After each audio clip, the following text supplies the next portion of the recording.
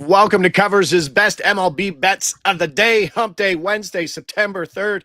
Sending the kids off to school. Great time to be alive if you're a parent. Let's go. Mr. Carty, how are you, pal? I'm doing well. Had a lot of stuff void yesterday, but we hit our Mladinsky bets, which was nice. Board's been moving a lot this morning, but I think we still have some pretty good stuff to look at. Yeah, sorry to get you almost in trouble as I put my plays over your guys' plays yesterday, and then the Nolan McLean stuff was like, I thought you were on the under. I'm like, people can have different picks. Of course, and even though the bat likes the Nolan McLean unders right now, I haven't bet a single one, I don't think. It's like Skeens last year, where he's a young guy, he's got great stuff. I don't think the system has a great handle on him just yet, so I'm not betting his unders. He's filthy. Like a 6-pitch repertoire of absolute spin rate. Maybe one of the more fun pitchers to watch. That's just not blowing things by you. Here's not what's his face in Milwaukee, Mizorowski. That's just 102 past you. No, this is creative. So the Mets have one for a playoff run. That's really exciting for them. Everybody there in the chat, good to see you all. Thanks for being around again here for a Wednesday. Derek's got 4 or 5 plays, and John's going to come in, drop a couple home run plays, and then I got a 4-pack as well. Bobby Newport says, bus comes in 5 minutes. We'll get these out. This is a release procedure. We'll tell you the book. We'll tell you the secondary book. We'll tell you the game. We'll tell you the market. We'll tell you the player. We'll tell you the over-under in that order. Not that fast, but you let us know where it goes, where it went, and then we'll go from there. And always a little analysis on it. So let's start off. Let's make sure we get our first number, which Derek added to the card late and put it right to the top, which is always a good sign. Yankees versus Astros. Let's go pitcher walks.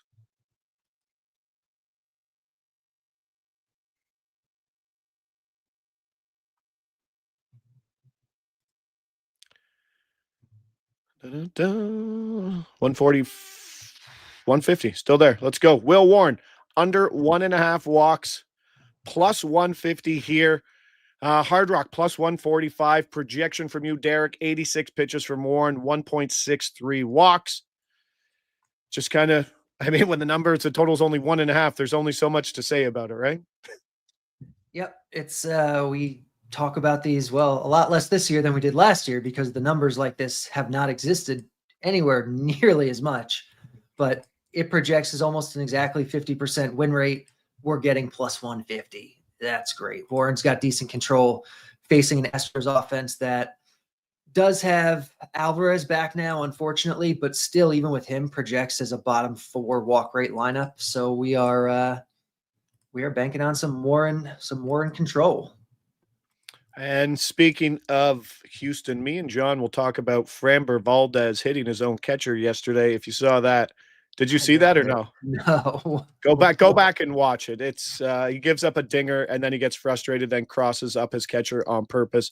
Maybe the worst teammate in the history, but we move on. Bobby's got that bus to get to. Toronto at Cincinnati. Late scratch from Lodolo yesterday. Barlow comes in, absolutely rocked.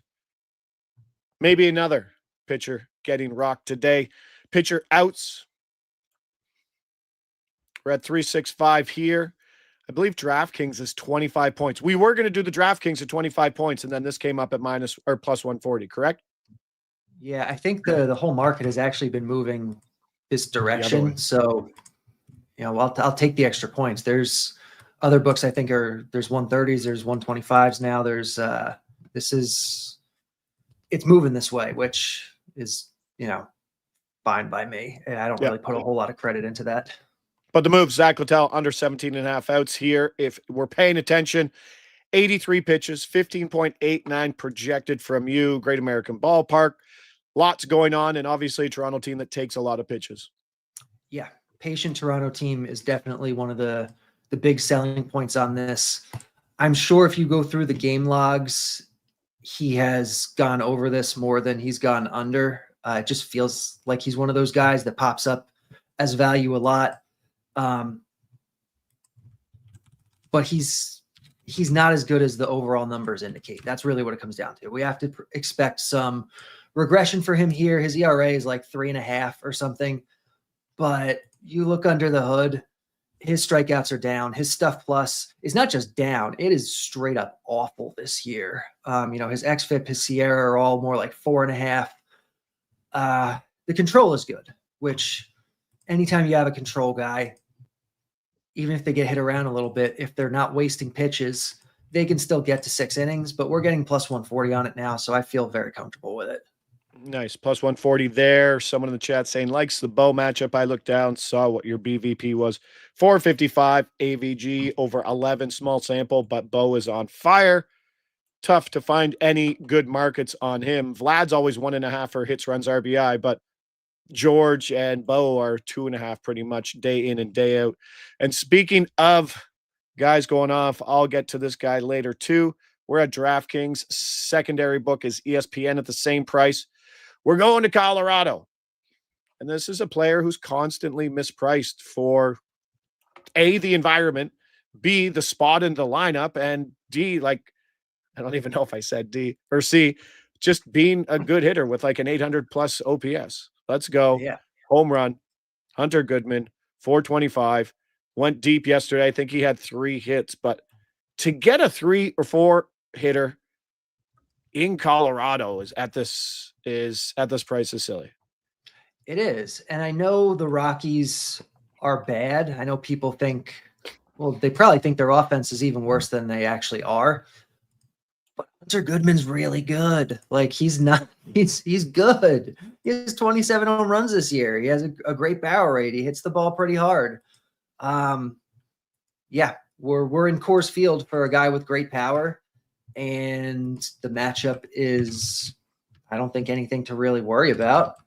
Yeah, I'm totally on this. I love this number. Facing Robbie Ray, like Robbie Ray gives up all kinds of power. Goodman's got the platoon advantage against him. We're getting a good number here. Yeah. Also, Robbie Ray doesn't have a lot of other pitches to turn to when things don't go well. Yeah. I think the PVP is good in that situation too. Let's go to Detroit. Same market, different game. Mets at Tigers. We're at 365. BetMGM has the same price. And let's go Brett Beatty for a home run at plus 950. A name that hasn't come up much at all, facing Casey Mize. So where do you think this one's popping from? Tough to really say. When you have just a random guy that doesn't really pop up too often, and then all of a sudden, he is like, you almost think it's like, okay, is there an environment thing? Which there's really not. The weather's kind of neutral there today. Is he facing like an extremely bad pitcher? Like he's not. He's facing Casey Mize, who's decent. I don't have a great explanation for this other than just it looks like Beatty and kind of the Mets in general are maybe just a little mispriced here. The projection's got to be seeing something or a couple little somethings put together that make this have value. It sees this as a 13% win rate, which is obviously not great, but at plus 950, that is very solid value. So you bet enough of these over the course of the year that show value like this, you lose a whole bunch of them, but when you win, you come out ahead. Nice. Those are all quarter units on the record for us, Derek, on the home runs. And I mean, anytime I do a show with Derek for transparency, I put Derek's numbers on my card too. If I'm here telling you it, same thing with the blitz. And I mean, it's a pretty easy decision for me to do, but I always feel that way. If you're the guy of the show telling people how to bet, right, put it on the show because I got to promote it as well. That's where we go. And we're going the same place. And we're going to a guy who does pop once in a while in this market in Cedric Mullins for a home run here at 365 MGM, same price. 750 is what we're getting here for Cedric Mullins. Now, the real question is, did producer Mick spell Mullins right? Because I never spell it right. Is it E-N or I-N? It is I-N. I always spell it wrong. I always spell it E-N. Facing Zach Littell, incorrect, sir. Facing Casey, who's he? Facing Casey Mize, who we kind of already picking on. So there is something maybe picking up with Casey Mize, I'm guessing, in the bat. there's got to be something that it's seeing here. Again, similar to Beatty, I don't have a great explanation other than just the projection system sees value. I don't see any obvious red flags why it wouldn't be. So I'm going to trust the projection on it. That's really all it is. Plus 750 there.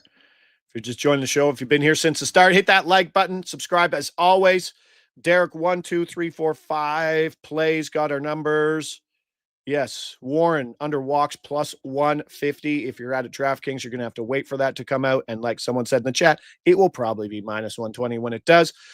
Zach Littell under 17 and a half outs, big plus money there, plus 140, 15.89 outs is the projection for Derek. Hunter Goodman to go deep, plus 475. Brent Beatty to go deep, 915. Cedric Mullins also to go yard, 750. Derek, we appreciate your time. John's up, but we'll see you back here Friday, pal. All right. Have a good one. Later. Thank you, sir. All right. Wednesday rolls on as we bring in Jon Metler. Johnny, how you doing, buddy? Good. I gave a 1 home run prop yesterday. And he wasn't even in the lineup, so we didn't get to even sweat it. But it happened to multiple guys on the show yesterday. I think Yordan Alvarez was out, Luke Keeschel was out. So those ones don't mind. Like, I don't mind them. It's not like sometimes where it's like, oh, he's got to get in there. No, it's sometimes like, oh, freebie. I don't have to deal with it. And then some guys, it's interesting to go back again to it today, though. Yeah, well, different matchups for him. I did look at him.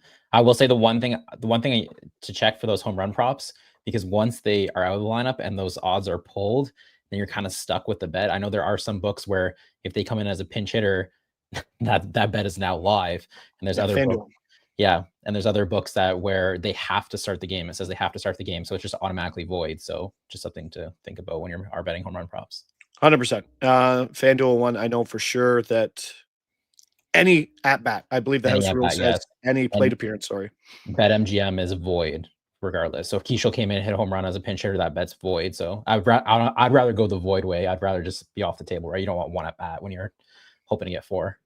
We used to be able to get away with that with our stolen base prop, if anyone's remembering the show, maybe 3 years ago when we were heavy on stolen bases, when that market was inefficient.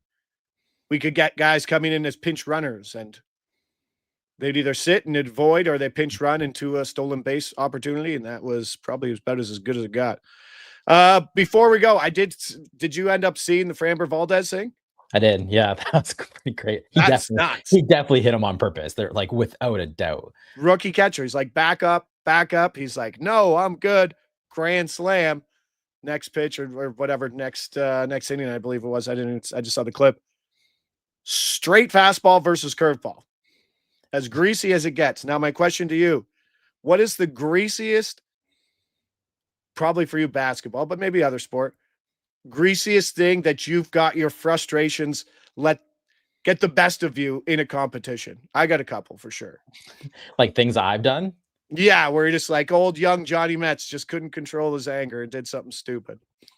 I can't think of anything personally off the top. I was pretty level-headed playing sports. I will tell you, there was one story when I was playing. I was just in the stands, like at a tournament, and there was a team, they were frustrated with the other opposing coach, and they threw it like a chest pass across the gym, and the person didn't catch it, and they hit the opposing coach with a basketball. Okay, so that's a good segue into mine. Yeah. I was playing point guard in a playoff game. Big school, we were getting destroyed, and they had annoying fans. I hated annoying fans. And there was just one guy that clapped the entire game from start to finish. So then I told my shooting guard to go stand beside him, and then I chest passed, and then he got out of the way, and I hit him in the head. And he looks at me and he goes, I'm still going to clap. So I don't think I got the best of him. So maybe that is the basketball move. Yeah, obviously that happens quite a bit. It's pretty similar to the Valdez. We'll say that was Salazar behind the plate yesterday, and obviously he hit him on purpose, in my opinion. But there was, I think 2 weeks ago, Houston was in Detroit. I was at the game. Valdez was on the mound. He gave up 6 runs in the first inning. It was Diaz catching, and Diaz had like 3 or 4 pass balls, like all these things, and he looked frustrated then. So I think there's like I don't think it's necessarily just Salazar. I think there's a catcher issue with him in the Astros, and obviously something to think about.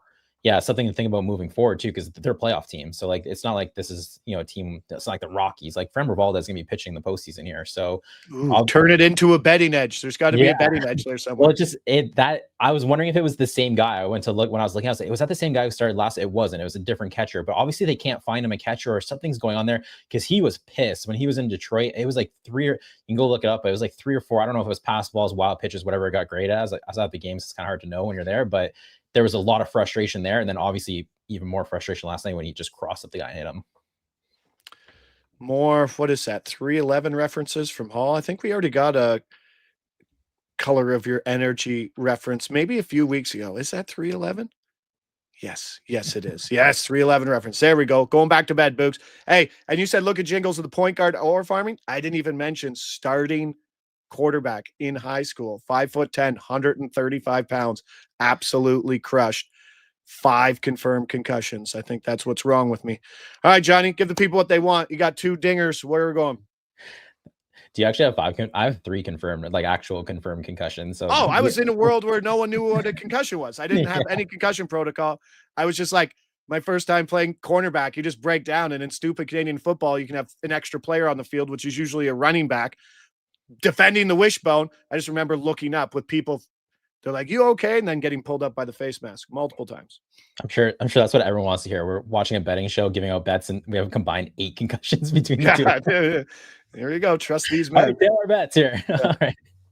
All right. First home run prop. I'm going Christian Yelich plus 500 here to hit a home run. Milwaukee Brewers, they're at home against the Philadelphia Phillies. I'm actually going both games here. This is like splits heaven here. I mean, Christian Yelich mashes right-handed pitching. He's got 27 home runs on the year, 23 against right-handed pitching. He's going against Aaron Nola, who is not Aaron Nola anymore. He is not the guy, that he was a couple years ago. He's given up 14 home runs, not many at bats, and 12 of those 2 lefties. So like the splits like really line up here. I really do like, so Christian Yelich has 40 at bats against him, which is a ton. He has 11 hits, only 1 home run. That doesn't really stand out, but that was against a completely different version of Aaron Nola when you're looking at all those BVPs. I mean, Aaron Nola was like in competition for Cy Young years ago. So when you're looking at that, I feel like this really is an advantage for Christian Yelich when you've seen a guy and now he's not the best version of himself anymore. Plus 500. I do think this should be closer, but like plus 350. So there was a really good edge here. I bet this at ESPN or the Score, depending on where you live. So first one, Christian Yelich plus 500. We got a lot of concussion chat. Top of in the chat here. Next one, I'm going Bryce Harper to hit home run plus 400. So this is the exact same game. Derek Carty will love this. This is lefty. It feels like there's an advantage here because it's being priced as like a lefty. He's going against Jose Quintana. Pretty same vibes to like, he has a ton of at-bats against Quintana. Again, only 1 home run. I think it's like 30 at-bats. What really stood out to me here is 1, Bryce Harper. He's like Yordan Alvarez, what we were talking about yesterday. He doesn't matter if it's lefty or righty. I mean, the splits are like really, really close. So that doesn't concern you at all. And then you're looking at Quintana.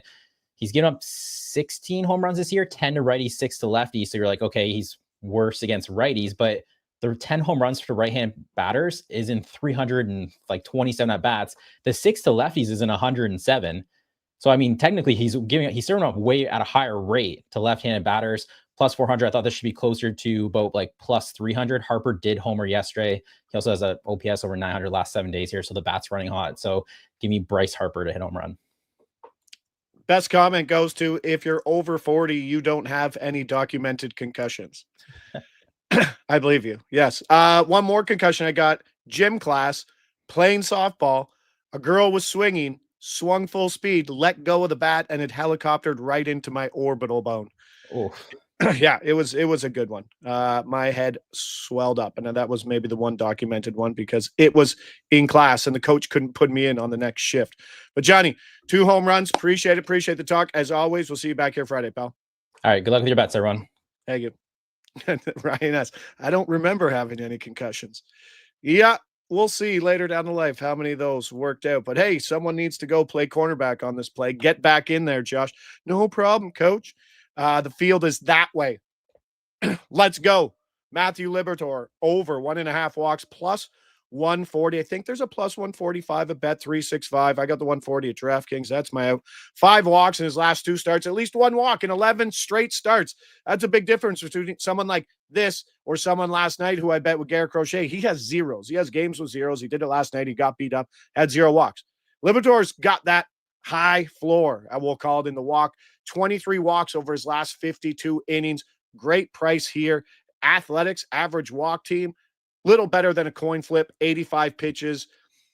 Could eclipse 88 in his last game, so maybe a 90-pitch leash. Like that, like the price the best. Moving on, Nathan Horton still an absolute stud, under 4.5 hits allowed, -110, projects for 4.33 in 78 pitches. Possible rain. Oh, no, possible rain. That's good for Nathan Horton, who's being handled with baby gloves right now. Project for 78 pitches. This leash could be even shorter. Could be 70 pitches today. His last few games, 70, 74, 61, 82, 67, 71. He doesn't go deep, but he's pitched well when he's played since July 20th. 24 hits allowed in 42 innings. I think the last time I bet on him was the one game he went over. Hoping to get another piece of that under today. Back on someone we already saw in the chat that Derek likes as well. We're going Goodman over 1.5 hits, runs, RBIs, -115. Just an incredible price for a 3 or 4 hitter in Coors, where visiting players usually have a total of 2.5. 3-hit day yesterday, including a home run. Slugging is 60 points higher versus left-handed pitching. He's facing Robbie Ray. 3 for 6 lifetime against, not a giant sample size, but does know how to handle the lefty. Give me a hit and an RBI early so I don't have to sweat it out. And let's stay on that market. Carlos sitting back waiting for this convo. Yeah, when that starts, we will absolutely talk to him, because I guarantee you he's got some stories there as well. Last one, Seattle, Tampa Bay. Let's go. Suarez over 1.5 hits, RBIs, -115. Another great price for projected as a 5 hitter facing Adrian Hauser, who's not a good pitcher. He's seen him 22 times. He's hitting 318, knows how to handle him with 2 bombs. J-Rod and Cal Raleigh have good success for him, so could set the table well. And it's George Steinbrenner Field. Get it out of your mouth, Josh.